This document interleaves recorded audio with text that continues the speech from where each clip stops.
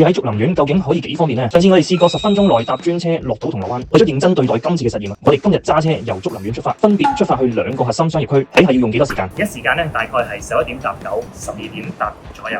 我哋而家出發咧去金鐘咧、中環咧去食啲嘢先。喺中環或者金鐘返工咧，每日咧都係分秒必爭嘅。住得遠，塞下車嘅話咧，隨時就要用1個鐘頭以上嘅時間㗎啦。人人都話竹林苑好方便，究竟係咪真呢？連我自己都想知啊！咁我哋就到咗金鐘嘅力寶中心啦，到咗中環中心啦。說時遲，那時快，結論兩邊時間咧都係用差唔多10分鐘，真係好快啊！身為竹林苑嘅住戶，揸車怕冇車位，完全都唔使驚。哇！你睇到幾多車位？